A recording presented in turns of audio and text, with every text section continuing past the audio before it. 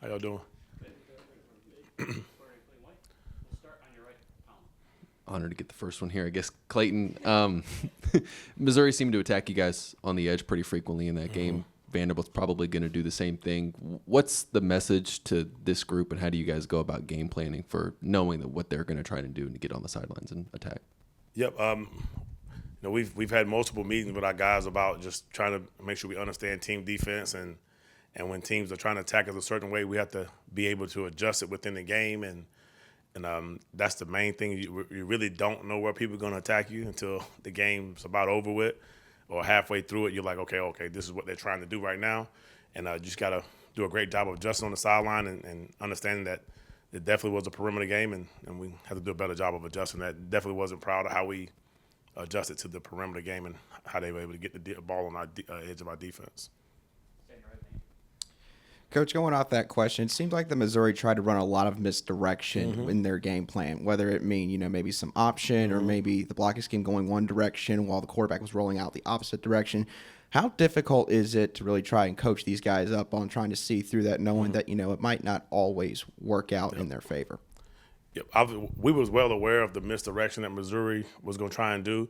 It's just, we have to do just a great job of when we out there on the field, when, the coaches aren't with you at practice of understanding flow away. You get on the backside, you got to be slow, and we got to do a great job when they are running nakeds and rockbacks and jets and stuff like that. Our eyes got to be in the right spot. Our cleats got to be in the grass, and we got to trust what we're doing. And we got to continue coaching the heck out of that and repping it at practice with those guys when they're out there in the game. That's not the second and third time they've seen it. So just continue training those guys. And I think, they got better as the game was going, but we got to continue just to keep grinding it out with the dudes. And they want it. They disappointed themselves. So obviously, we over it now, but they definitely was sick about themselves watching on Sunday. These some plays that we see every day, and we just got to execute them better, continue training those guys, getting them better, getting them more ready for it. Clayton, on that same vein, it seemed like the missed tackles kind of showed back up again. Is that just something that comes and goes? And I think we had this problem earlier in the season. Do you have to go back and reapproach that? Well, we kind of approach it every single week, and I didn't really look at the total number yet of the missed tackles, but I definitely saw there was some missed tackles, and we addressed it, and we try to hit a little bit more this week than we normally have, and it's all different types of tackle. You can't tackle every single day at practice, or you're not going to have a football team, so you won't have a healthy football team. We tackle on Tuesdays, and we stay up on Wednesdays, but we'll probably tackle for not that long on Tuesdays, but that's just the nature of the game, and we'll just address it and keep going, and our guys obviously continue running to the ball. So if there is one missed tackle, we got to have somebody there to clean it up. Hey, Coach. How much of an impact was it losing Brad on Saturday? I know he wasn't super on our radars as an injury report up until game day. And then how would you kind of evaluate Deebo, stepping into that role on Saturday? Yeah, Brad had a little bang up. He's back. He's having a good week of practice. And with Deebo, I was proud of him. That was his first big role. He's been a reserve the past, couple of seasons and in a reserve role. But that very first play, him and Sherrod went and blew up that fullback, and so he was ready to play. And that's Deebo's game. Deebo's game is a physical guy. I think he had 9 tackles. He flew around, and very proud of him. I mean, he's been training from day one for that opportunity. But he's a guy that's going to really play well for us here moving forward. You mentioned flying into the ball. Devontae was in here yesterday saying that you guys just did not do a good job with that at all. Is that a coaching thing during the week? Is that something you just got to remind on Saturdays? How do you actually fly to the ball more or make that happen as a coach? Make that happen as a coach. One, have to keep talking about it like we always do. I thought we played hard, and there were some plays where we didn't fly to the ball. But I thought for the most part, we had hats to the football, and Devontae's been hard on himself, and I get it. You lead the game, and there was 2 drives where it felt like that.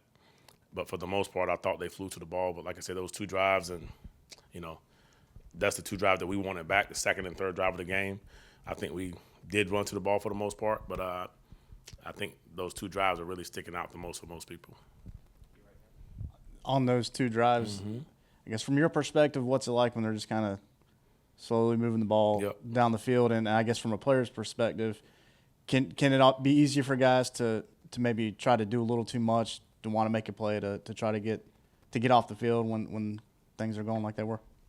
I would say yes. it's frustrating, and that's why our motto is put the ball down, make them snap it again. So and let's not give up big plays for touchdowns. And I thought we did that during those drives. I think we got another third down. We had 2 third downs once they crossed the 50. Those are opportunities to make plays. And I think we had guys in position to make the plays, and they made a better play than we did. So you have to just put it to bed and go to the next drive. But I think our guys, they're not want to do too much. You just got to do your job, and whenever your number is called, and you just have to trust what we have going on as a team. But we hurt our offense on those 2 drives, and we didn't get the ball back to them. Our responsibility as a defense is to get the ball back to the offense without teams scoring points, and that's where we let the offense down. Clayton, what have you seen from Vanderbilt in the film you've been able to break down of them? To me, I've seen an improved Vanderbilt on all phases. They have a 2 quarterback system where they can play 2 quarterbacks. That the freshman AJ is a really good quarterback. He's going to be, one of the good ones in this conference with years to come. And he's actually doing pretty well this year. And Mike Wright is another quarterback that's dynamic that took 187 yards up the left sideline against Hawaii, and I think he broke one for 50 up the middle versus Elon. And they got a wide receiver in Will Shepherd that can beat you. So, but running backs that are like bowling balls, so you got a big O-line. And to me, you have to go out here and play, and they're a well-coached football team, and I think they've changed some things around a little bit offensively, trying to do some different things, but it's a good squad when you watch it. So we're excited to go up to Nashville and take care of business. And second half, there were a couple drives where I guess one in particular where there was the fumble and it started, I think maybe at like the 15 or whatever, held them to a field goal. Was there a significant difference? Was the guys just making plays out as simple as that? Whenever you're going against a team that has multiple ways to get certain guys the ball, sometimes it takes a while to figure out what they're doing. When you come out and they run some different plays that you haven't really repped at practice. For our guys to adjust to them the first time, you're probably gonna be a step behind. So we was able to, talk about some things, change some things up, and our guys were, obviously it's a shorter field. Sometimes sometimes that's hard, sometimes that's easier. There's less room, whatever. But our guys did buckle up, and I thought that was a big time stop. Vanderbilt does run a lot of RPOs, which are not new in college football. How do you maybe coach your linebackers to play that, and how important is winning on one-on-one coverages for that RPO? RPOs has definitely made the game harder for defenses and officials, about offensive linemen down the field and defensive ends, and just as far as there's a whole new scheme that's kind of came into the game, and it definitely makes the coaching and scheming a little bit more interesting. But I think, when you're talking about stopping the run, you also got to talk about RPO. They all go hand in hand. So I think this, it's a chess match really between you and how they're playing it. And you want to come out on the front end of that thing. But it definitely, you got to coach up your linebackers, coach up your defensive ends, and getting their hands up, and your corners, every play is a pass. So that's the new, almost getting old college football now. But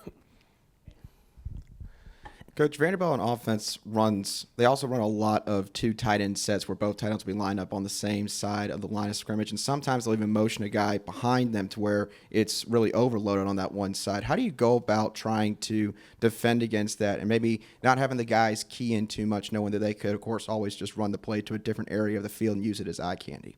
Absolutely. That's a good point. That they've actually made their offense a little bit more multiple this year than they have been in the past. They use multiple tight ends, and they give you all different types of pitchers, which, makes it challenging for the defense to make sure we IDing who's going to motion in. Are they going to try to make it a 12 pitcher, which is a 2 tight end set, or a 1 tight end set, or a no tight end set? So our guys got to be on their P's and Q's, and we got to stay ahead of the motions and make sure we're not caught off guard by any types of new gadgets or motions.